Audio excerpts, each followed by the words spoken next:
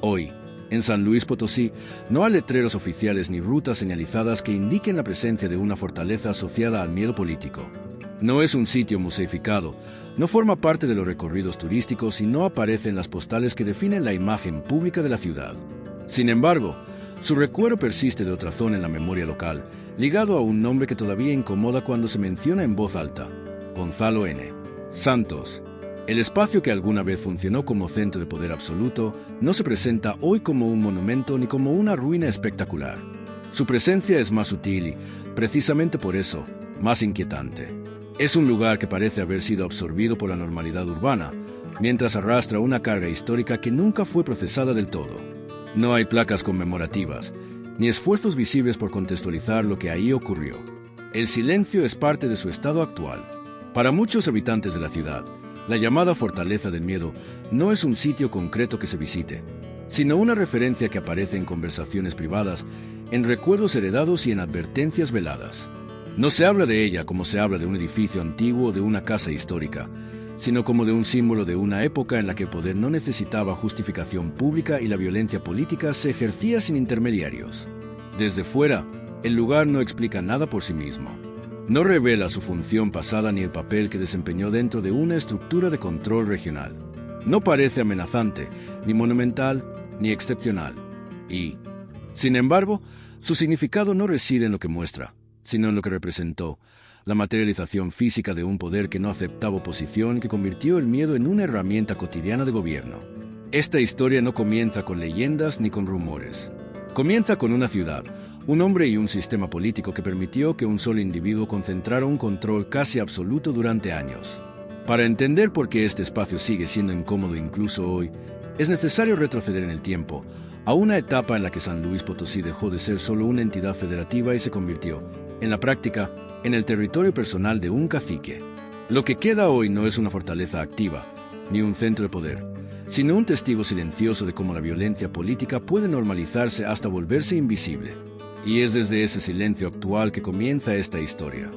Para entender cómo fue posible la concentración de poder que marcaría a San Luis Potosí durante décadas, es necesario observar el estado antes de la consolidación del cacicazgo. En la primera mitad del siglo XX, la entidad vivía una combinación de estabilidad aparente y fragilidad institucional. El orden político se sostenía más por acuerdos informales y lealtades personales que por mecanismos democráticos efectivos, una realidad común en buena parte del país tras el periodo revolucionario. San Luis Potosí ocupaba una posición estratégica en el centro norte de México. Era un punto de enlace entre regiones agrícolas, zonas mineras y corredores comerciales, lo que le otorgaba un peso político mayor al que sugería su tamaño poblacional. Esa importancia convirtió el Estado en un territorio disputado, donde el control local significaba acceso a recursos, influencia y capacidad de negociación con el poder federal. Durante estos años, la vida política potosina estaba dominada por figuras fuertes, caudillos regionales y jefes políticos que operaban como intermediarios entre la capital del país y las comunidades locales. Las instituciones existían, pero su autonomía era limitada. Gobernadores, jefes policíacos y jueces solían responder más a pactos personales que a marcos legales estrictos. La ley funcionaba, en muchos casos, como una extensión del poder político. El sistema nacional favorecía esta estructura. El partido hegemónico, el Partido Revolucionario Institucional, no solo toleraba estos liderazgos regionales, sino que los utilizaba como garantes de estabilidad. Mientras los estados entregaran control político, resultados electorales previsibles y ausencia de conflictos visibles, el centro permitía amplios márgenes de acción a sus gobernantes locales. Este modelo se reforzó durante los años posteriores al gobierno de Lázaro Cárdenas, cuando el país entró en una etapa de institucionalización que, paradójicamente, consolidó poderes informales en los estados. La retórica revolucionaria convivía con prácticas autoritarias profundamente arraigadas, especialmente lejos de la capital. En ese contexto, San Luis Potosí no era una excepción, sino un ejemplo claro de cómo el poder regional podía acumularse sin demasiados contrapesos. La población estaba acostumbrada a que las decisiones se tomaran desde arriba, y la oposición política, aunque existente, carecía de protección real frente a la represión o el desplazamiento forzado. Este escenario previo no explica por sí solo la figura que vendría después, pero se ayuda a comprender por qué su ascenso fue posible. No se trató de una ruptura abrupta, sino de la culminación de un sistema que ya estaba diseñado para concentrar el poder en pocas manos. En ese terreno fértil, surgió un personaje que llevaría el control regional a un nivel pocas veces visto en la historia política del Estado: el ascenso de Gonzalo N. Santos no puede entenderse como un accidente ni como el resultado exclusivo de una ambición personal desmedida. Fue, ante todo, el producto de una trayectoria construida dentro del sistema político surgido después de la Revolución Mexicana, un sistema que premiaba la lealtad, la disciplina interna y la capacidad de ejercer control territorial sin generar conflictos visibles para el poder central. Nacido a finales del siglo XIX, Santos pertenecía a una generación que hizo de la violencia revolucionaria un capital político. Su formación no fue académica ni administrativa, sino militar y pragmática. Aprendió temprano que el poder no se consolidaba únicamente desde los cargos formales, sino desde la capacidad de imponer obediencia, castigar la disidencia y construir redes de lealtad personal. Ese aprendizaje marcaría toda su carrera. Su apodo, el Alazán Tostado, no era una simple anécdota folclórica. Reflejaba una imagen cuidadosamente cultivada, la del hombre fuerte, impredecible, temido, al mismo tiempo, respetado dentro de los círculos de poder. Santos entendía el valor simbólico de la intimidación. No necesitaba ejercer la violencia de manera constante. Bastaba con que su reputación la hiciera siempre una posibilidad creíble. Antes de llegar a la gubernatura de San Luis Potosí, ya había ocupado cargos políticos y militares que le permitieron tejer relaciones clave. Su cercanía con figuras influyentes del régimen le garantizó protección desde la capital, mientras su control local le ofrecía autonomía casi total en el Estado. Esta doble condición, ser útil al centro y dominante en la periferia, fue fundamental para su consolidación. Cuando asumió el gobierno estatal en la década de 1940, Santos no llegó como un administrador ni como un reformador. Llegó como un jefe político. Su concepción del poder no distinguía con claridad entre lo público y lo privado, entre el Estado y su persona. Gobernar significaba mandar, y mandar implicaba eliminar cualquier obstáculo que pusiera en riesgo su autoridad. A diferencia de otros gobernadores de su tiempo, no buscó legitimidad a través de grandes proyectos sociales ni de discursos ideológicos elaborados. Su legitimidad provenía del control. Control sobre los municipios, sobre los cuerpos de seguridad, sobre el sistema judicial local y sobre la vida política cotidiana. En su lógica, el orden se mantenía no por consenso, sino por miedo. Esta forma de ejercer el poder no fue improvisada. Santos entendía perfectamente los límites formales de su cargo, pero también sabía hasta dónde podía estirarlos sin consecuencias. Mientras garantizara estabilidad, obediencia electoral y ausencia de escándalos nacionales, el sistema estaba dispuesto a mirar hacia otro lado. Ese margen de tolerancia fue el espacio en el que construyó su dominio. Con el paso de los años, su figura dejó de ser solo la de un gobernador para convertirse en un referente de poder regional absoluto. Su nombre ya no designaba únicamente a una persona, sino a una forma de gobernar. Y fue en ese momento, cuando su autoridad se volvió incuestionable, que los espacios físicos asociados a su poder, entre ellos la llamada fortaleza, adquirieron un significado que iba mucho más allá de una simple residencia. El siguiente paso no fue la expansión institucional, sino la consolidación del miedo como herramienta política cotidiana. Ahí es donde esta historia comienza a adquirir su dimensión más oscura. Una vez instalado en la gubernatura, Gonzalo N. Santos no se limitó a ocupar el cargo. Lo transformó en un centro de mando personal. El gobierno del Estado dejó de operar como una estructura institucional con contrapesos internos y pasó a funcionar como una extensión directa de su voluntad. Las decisiones no se discutían, se transmitían, y las consecuencias de desobedecerlas eran conocidas por todos. El control político comenzó por los municipios. Presidentes municipales, jefes políticos y líderes locales sabían que su permanencia dependía menos de los votos y más de su alineación con el gobernador. Las autoridades que mostraban autonomía eran desplazadas, neutralizadas o forzadas a abandonar la vida pública. En algunos casos, el castigo no era administrativo, sino físico o económico. La lealtad se convirtió en un requisito de supervivencia política. El aparato de seguridad jugó un papel central. Policías estatales y cuerpos armados locales respondían directamente a la cadena de mando del gobernador. No existía una separación clara entre funciones de seguridad pública y control político. La vigilancia, las detenciones arbitrarias y la intimidación eran herramientas normales dentro del ejercicio del poder. No se trataba de episodios aislados, sino de un método sostenido. El sistema judicial tampoco operaba como un contrapeso real. Jueces y ministerios públicos funcionaban dentro de un marco de obediencia tácita. Las denuncias contra aliados del régimen rara vez avanzaban, mientras que los opositores enfrentaban procesos rápidos, selectivos, en muchos casos carentes de garantías. La ley no desapareció, fue reinterpretada para servir al poder. La prensa local vivía bajo una presión constante. Algunos medios optaron por la autocensura, otros fueron directamente cooptados. La crítica abierta al gobernador y a su entorno era excepcional. Cuando ocurría, solía tener consecuencias inmediatas. El mensaje era claro. La estabilidad tenía prioridad sobre la verdad pública. Este control absoluto no se ejercía únicamente desde oficinas gubernamentales. Santos entendía el valor del espacio físico como símbolo de poder. Sus residencias y propiedades no eran simples lugares privados, sino escenarios donde se reforzaba la jerarquía. El acceso estaba restringido, la vigilancia era permanente y el entorno transmitía una sensación clara de autoridad incuestionable. En este contexto, la llamada fortaleza comenzó a adquirir su verdadero significado. No era solo un lugar donde vivía o se refugiaba el gobernador, sino un punto de referencia dentro del sistema de dominación.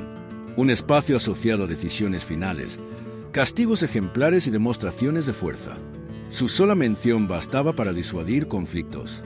Lo más relevante es que este modelo no generó una reacción inmediata desde el poder federal. Mientras San Luis Potosí permaneciera en calma aparente y cumpliera con las expectativas políticas del régimen nacional, el método era tolerado. El orden, aunque impuesto por el miedo, era considerado funcional. Así, el poder de Gonzalo N. Santos dejó de depender exclusivamente de su cargo formal y se convirtió en una realidad cotidiana, interiorizada por la sociedad. No era necesario anunciarlo. Todos sabían quién mandaba y hasta dónde llegaba ese mando. Y en ese escenario, la violencia política dejó de ser un recurso excepcional para convertirse en una herramienta estructural del gobierno. Ese es el punto en el que la fortaleza deja de ser un símbolo abstracto y se convierte en un elemento central de esta historia. La llamada Fortaleza del Miedo no fue concebida como una residencia convencional. Su función nunca fue únicamente doméstica ni ornamental. Desde su origen, estuvo pensada como un espacio de control, aislamiento y protección, tanto frente a enemigos externos como frente a cualquier amenaza interna. Su arquitectura y su uso respondían a una lógica política, no a una necesidad habitacional. A diferencia de las casas de gobierno abiertas o de las residencias oficiales visibles, este lugar operaba desde la discreción. No estaba diseñado para recibir a la sociedad, sino para marcar distancia. El acceso era limitado, cuidadosamente controlado, y quienes entraban lo hacían sabiendo que no se trataba de un espacio neutral. Cada muro, cada cierre, cada punto de vigilancia cumplía una función simbólica: recordar quién tenía el poder y hasta dónde llegaba. No existen planos públicos detallados ni descripciones oficiales completas del lugar. Esa ausencia de información no es casual. La fortaleza no necesitaba ser conocida en términos arquitectónicos, necesitaba ser temida en términos políticos. Su importancia no radicaba en su tamaño ni en su estilo, sino en lo que representaba dentro del sistema de control regional. Para el círculo cercano al gobernador, la fortaleza era un centro operativo. Ahí se tomaban decisiones que no pasaban por los canales formales, se resolvían conflictos sin intermediarios y se enviaban mensajes claros a aliados y adversarios. Para los opositores, en cambio, el lugar funcionaba como una advertencia constante. No hacía falta haber estado ahí para entender su significado. Bastaba con saber que existía. Con el tiempo, el espacio quedó asociado a castigos, encierros temporales y actos de intimidación política. Algunos de estos hechos cuentan con referencias indirectas en testimonios y crónicas de la época, otros pertenecen al ámbito de la memoria oral. Lo que sí es claro es que la fortaleza operaba como un límite invisible. Quien cruzaba ciertas líneas sabía que podía terminar ahí, fuera del alcance de cualquier protección institucional. Es importante subrayar que este tipo de espacios no eran completamente ajenos al contexto nacional. En distintos puntos del país, otros caciques mantuvieron residencias fortificadas o lugares privados de control. Lo que distingue este caso es el grado de centralidad que adquirió dentro del ejercicio del poder.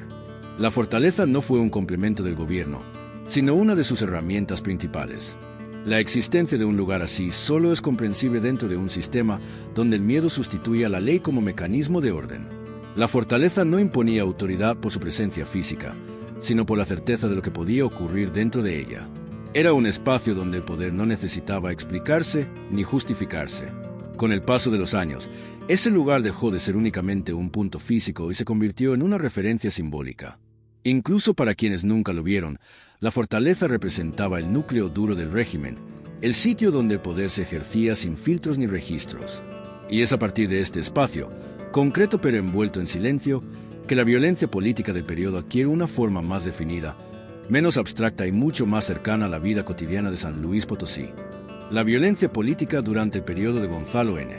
Santos no fue un fenómeno aislado ni resultado de excesos individuales. Formó parte de un método de gobierno estructurado, sostenido en el tiempo y reconocido por historiadores, periodistas y actores políticos de distintas generaciones. No se ejercía de manera caótica, sino selectiva, con objetivos claros y efectos previsibles. Los registros periodísticos y los testimonios políticos de la época coinciden en un patrón recurrente: opositores neutralizados antes de consolidarse, liderazgos locales desplazados por la fuerza, amenazas directas como mecanismo de persuasión y un uso discrecional de los cuerpos de seguridad. La violencia no siempre dejaba rastros judiciales, precisamente porque el sistema estaba diseñado para evitar que los dejara. Uno de los elementos más característicos fue la eliminación sistemática de la competencia política real. Candidatos incómodos eran obligados a retirarse, exiliarse o abandonar la actividad pública. En algunos casos, la presión era económica, en otros, física. El mensaje era inequívoco: participar en política fuera de los márgenes permitidos tenía consecuencias personales. La represión no se limitó a figuras visibles. Dirigentes sindicales, líderes agrarios y actores comunitarios también fueron objeto de control.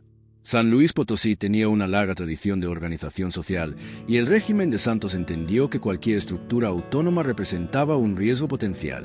La respuesta fue la fragmentación, la cooptación o el castigo ejemplar. Existen referencias documentadas a detenciones arbitrarias, traslados forzados y retenciones sin proceso legal claro. Aunque muchos de estos episodios no llegaron a convertirse en expedientes judiciales formales, aparecen de manera consistente en crónicas políticas, memorias y relatos de contemporáneos. No se trata de un solo testimonio aislado, sino de un conjunto de voces que describen un mismo clima de miedo. Es importante señalar que la violencia rara vez se ejercía de forma pública. No había espectáculos represivos ni despliegues masivos. El control se mantenía a través de acciones puntuales, silenciosas y eficaces. Esa discreción fue clave para que el régimen se sostuviera durante años sin provocar una intervención directa del poder federal. En este contexto, la fortaleza funcionaba como un elemento más del engranaje. No era el único espacio donde se ejercía la coerción, pero sí uno de los más cargados de significado. Su existencia reforzaba la idea de que había lugares fuera del alcance de la ley ordinaria, donde el poder operaba sin testigos ni registros. La violencia política de este periodo no puede entenderse únicamente como una sucesión de abusos, sino como un sistema que producía estabilidad a corto plazo y silencio social, pero que dejó una huella profunda en la memoria colectiva del Estado. Esa huella no siempre se expresa en datos oficiales, pero persiste la forma en que el poder fue recordado y transmitido entre generaciones. Es precisamente en ese espacio entre lo documentado y lo silenciado donde comienzan a surgir las versiones populares, los relatos no comprobados y las historias que, aunque no siempre verificables, ayudan a entender por qué el miedo sobrevivió incluso después de que el régimen llegó a su fin. Junto a los hechos documentados, existe otra capa de esta historia que no puede ignorarse, aunque deba tratarse con extremo cuidado. Son las versiones populares, los relatos transmitidos de forma oral y las historias que circularon durante décadas en San Luis Potosí, especialmente entre quienes vivieron bajo el control directo del cacicazgo. No constituyen pruebas históricas concluyentes, pero sí forman parte de la memoria social que se construyó alrededor del poder de Gonzalo N. Santos. Estas versiones suelen girar en torno a la fortaleza. Se habla de encierros prolongados, castigos físicos, interrogatorios y desapariciones temporales de opositores. En muchos relatos, el lugar aparece descrito como un espacio del que se entraba sin garantías y del que no siempre se salía en las mismas condiciones. Sin embargo, es fundamental subrayar que la mayoría de estas historias no cuentan con documentación directa verificable en archivos oficiales. Lo que sí resulta significativo es la coherencia de estos relatos a lo largo del tiempo. Aunque varían en detalles y protagonistas, comparten una misma estructura narrativa. La fortaleza como punto final de una advertencia política, como lugar de escarmiento y como símbolo máximo del poder sin control. No se trata de una única versión aislada, sino de un conjunto de historias que se repiten con matices similares en distintos contextos y generaciones. Historiadores y cronistas locales han señalado que este tipo de relato suele surgir en entornos donde la violencia fue real, pero no siempre registrada. Cuando el miedo impide la denuncia y la ley no ofrece protección, la memoria colectiva se convierte en el principal archivo. Eso no convierte automáticamente cada relato en un hecho probado, pero sí los vuelve indicios de un clima político específico. Es importante diferenciar con claridad. No existe evidencia pública concluyente que permita afirmar, con precisión documental, todo lo que se ha dicho sobre lo que ocurría dentro de la fortaleza. No hay registros judiciales completos, ni informes oficiales que confirmen cada una de estas versiones. Presentarlas como hechos comprobados sería irresponsable, pero descartarlas por completo también implicaría ignorar una parte esencial de cómo operó el poder.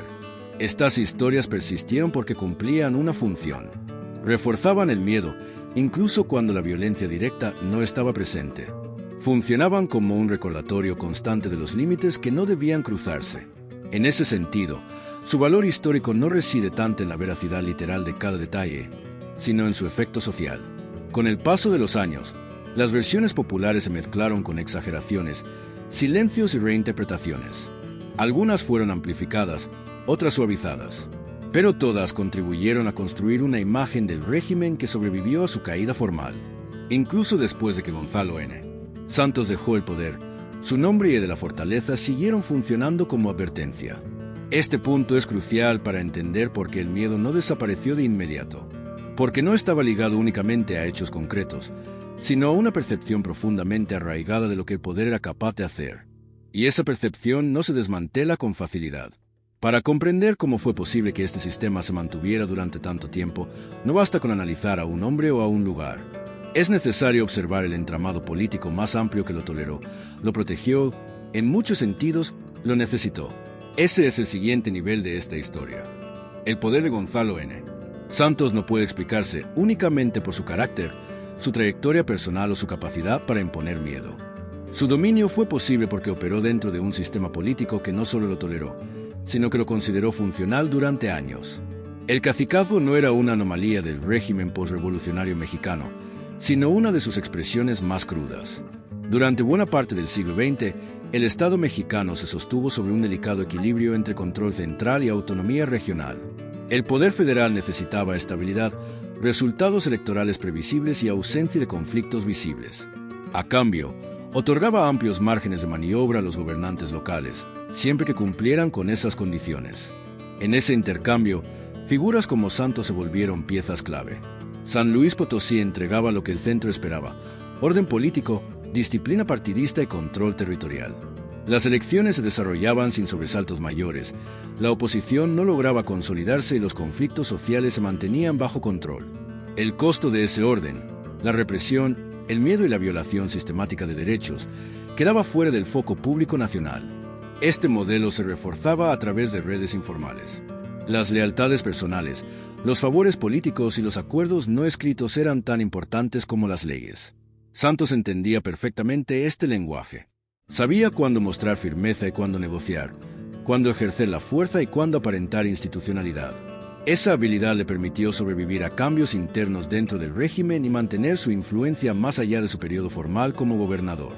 El cacicazo también se alimentaba de la debilidad de las instituciones locales.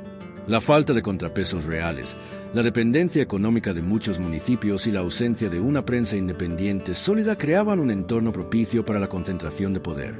En ese contexto, la figura del hombre fuerte no solo imponía orden, sino que ofrecía certezas, aunque fueran autoritarias.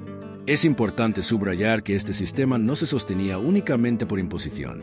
Parte de la sociedad aceptó, resignada o convencida, este modelo como un mal necesario. El miedo convivía con una cierta normalización del autoritarismo. Mientras la vida cotidiana siguiera su curso y los conflictos no estallaran abiertamente, el precio del silencio parecía asumible. Con el paso del tiempo, sin embargo, este equilibrio comenzó a desgastarse. Los cambios políticos a nivel nacional, el surgimiento de nuevas formas de oposición y la transformación gradual del discurso público hicieron cada vez más difícil sostener poderes tan concentrados. El sistema que había protegido a los caciques empezó a mostrar fisuras. Cuando esas fisuras se hicieron visibles, el poder absoluto dejó de ser una garantía y se convirtió en una carga. El mismo sistema que había permitido el ascenso de figuras como Gonzalo N. Santos comenzó, lentamente, a dejarlas atrás.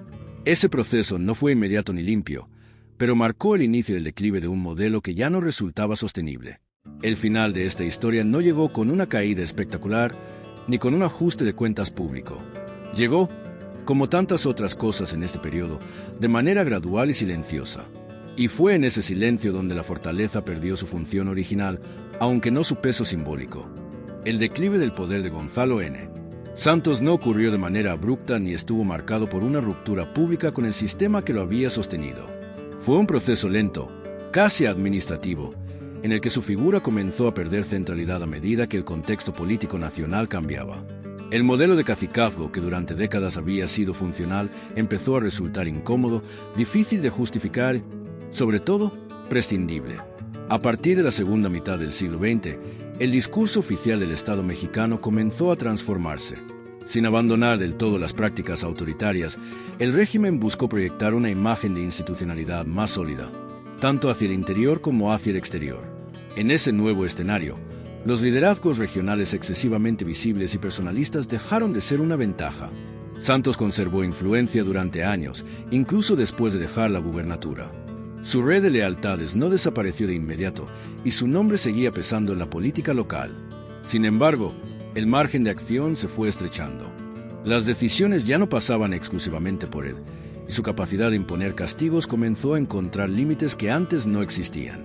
El cambio no vino acompañado de una rendición de cuentas pública. No hubo investigaciones formales ni juicios que revisaran su gestión o los métodos utilizados durante su mandato. El sistema optó por una salida más discreta, el desplazamiento progresivo. Santos fue quedando al margen de las decisiones estratégicas, mientras nuevas figuras ocupaban los espacios de poder que antes le pertenecían. Este tipo de final era coherente con la lógica del régimen. Reconocer abiertamente los abusos del pasado habría implicado cuestionar el funcionamiento mismo del sistema político. En lugar de eso, se eligió el olvido institucional, una forma de clausura sin confrontación. El pasado no se revisó, simplemente se dejó atrás. En ese proceso, los espacios asociados al antiguo poder también perdieron su función. La fortaleza dejó de ser un centro operativo. Ya no era necesaria como instrumento de control ni como símbolo activo de autoridad.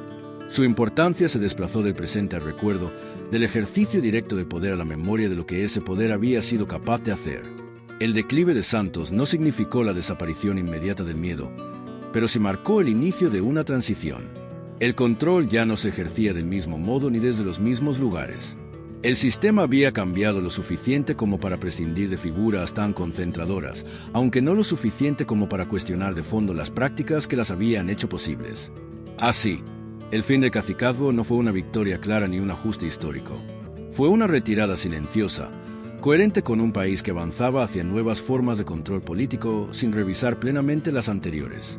Y en ese silencio, la fortaleza quedó suspendida entre dos tiempos, ya no útil, pero tampoco olvidada. Cuando el control político de Gonzalo N. Santos comenzó a diluirse, la fortaleza perdió su razón de ser. Un espacio diseñado para intimidar, aislar y ejercer autoridad directa no tenía cabida en un escenario donde el poder se volvía menos personal y más difuso. Sin embargo, su desaparición funcional no implicó una desaparición física ni simbólica inmediata. El lugar no fue transformado en un sitio público ni resignificado de manera oficial. Tampoco se convirtió en un espacio de memoria o de revisión histórica. Simplemente quedó al margen, sin una función clara, absorbido por el paso del tiempo y por la falta de interés institucional en revisitar su significado. Ese abandono parcial fue coherente con la forma en que el régimen gestionó el legado de los cacicazgos, sin confrontarlos abiertamente. Durante años, la fortaleza permaneció como un referente ambiguo. No era un edificio ruinoso ni completamente inaccesible, pero tampoco un espacio activo dentro de la vida urbana. Su presencia se mantenía más en el relato que en el uso. Para algunos, era apenas una construcción antigua. Para otros, un recordatorio incómodo de una etapa que no se quería nombrar. No existen registros públicos claros de intentos serios de reutilización o reconversión del lugar. Si los hubo, no prosperaron. Cualquier iniciativa que implicara abrir el espacio, documentarlo o explicarlo habría obligado a enfrentar su pasado. Y ese pasado seguía siendo políticamente sensible, incluso cuando sus protagonistas ya no ocupaban cargos formales. Con el paso de las décadas, la fortaleza comenzó a diluirse en la memoria urbana. Nuevas generaciones crecieron sin una referencia directa a lo que había significado. Las historias se fragmentaron, se volvieron imprecisas o quedaron relegadas a conversaciones privadas. El miedo dejó de ser una experiencia cotidiana, pero no desapareció del todo. Se transformó en silencio. Este proceso de desactivación simbólica no fue espontáneo. Fue el resultado de una decisión implícita: no convertir el lugar en un objeto de reflexión colectiva. Al no nombrarlo, al no explicarlo, se evitaba también la necesidad de establecer responsabilidades. La fortaleza pasó a ser un residuo del pasado, no un problema del presente. Aún así, su existencia continuó funcionando como una advertencia latente. Para quienes conocían su historia, el lugar seguía cargado de significado. No por lo que hacía en el presente, sino por lo que había representado cuando el poder no tenía límites visibles.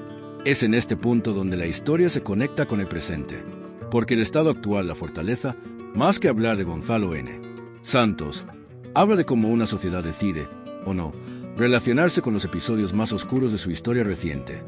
En la actualidad, la fortaleza asociada al poder de Gonzalo N. Santos no ocupa un lugar definido dentro del patrimonio histórico oficial de San Luis Potosí. No existe un reconocimiento institucional claro, ni una política pública orientada a su preservación como sitio histórico, ni a su resignificación como espacio de memoria. Su estatus legal y su uso actual permanecen, en gran medida, fuera del debate público. El inmueble, o el espacio identificado tradicionalmente como la fortaleza, no forma parte de circuitos culturales ni educativos. No se encuentra señalizado ni contextualizado para la ciudadanía. Esta ausencia no es casual. Convertirlo en un lugar explicable implicaría reabrir una discusión sobre el ejercicio del poder, la violencia política y la responsabilidad histórica del Estado en el sostenimiento de cacicazgos regionales. Desde el punto de vista urbano, el lugar ha sido absorbido por la dinámica normal de la ciudad. No destaca como ruina ni como monumento. Su presencia es discreta, casi invisible para quien no conoce su historia. Esto ha contribuido a que, con el paso del tiempo, su carga simbólica se diluya para amplios sectores de la población, especialmente entre las generaciones más jóvenes. En el ámbito académico y periodístico, Gonzalo N. Santos sigue siendo una figura estudiada, pero el análisis suele centrarse en su papel político y en el fenómeno del caciquismo más que en los espacios físicos que materializaron su poder. La fortaleza parece mencionada, pero rara vez explorada en profundidad como objeto histórico en sí mismo. No existen, hasta ahora, proyectos públicos sólidos para convertir el sitio en un espacio de memoria, ni iniciativas oficiales que busquen documentar de manera sistemática lo ocurrido ahí. El silencio institucional persiste, no por falta de información histórica, sino por la incomodidad que todavía genera confrontar ese pasado. Así, la fortaleza permanece en una especie de limbo, ni abandonada por completo, ni reconocida, ni activa, ni explicada. Su estado actual refleja una decisión colectiva, implícita, de dejar ciertas preguntas sin respuesta y ciertos episodios sin cierre. La historia de la fortaleza del miedo no es solo la historia de un edificio ni de un hombre. Es la historia de un modelo de poder que funcionó porque fue aceptado, tolerado, en muchos sentidos, necesario para un sistema que priorizaba el control por encima de la justicia. El miedo no se impuso únicamente a través de la violencia directa, sino mediante la certeza de que existían lugares y decisiones fuera del alcance de la ley. La fortaleza representó esa certeza. No hacía falta verla ni conocerla a detalle. Bastaba con saber que existía. Cuando ese poder desapareció, no fue reemplazado por una revisión crítica ni por un proceso de memoria. Fue sustituido por el silencio. Y ese silencio, lejos de borrar el pasado, lo dejó suspendido, sin explicación ni aprendizaje colectivo. Hoy, la fortaleza ya no gobierna, no intimida y no decide. Pero su historia sigue planteando una pregunta incómoda. ¿Qué ocurre cuando una sociedad avanza sin mirar de frente los mecanismos que permitieron el abuso del poder? No como un ejercicio de condena moral, sino como una forma de entender cómo se construyen y se normalizan ciertas formas de autoridad. Recordar este lugar no es un acto de nostalgia ni de sensacionalismo. Es una forma de reconocer que el miedo también deja arquitectura, aunque el tiempo intente disolverla, y que algunos espacios, incluso cuando parecen inofensivos, siguen siendo testigos silenciosos de aquello que una sociedad todavía no termina de explicar.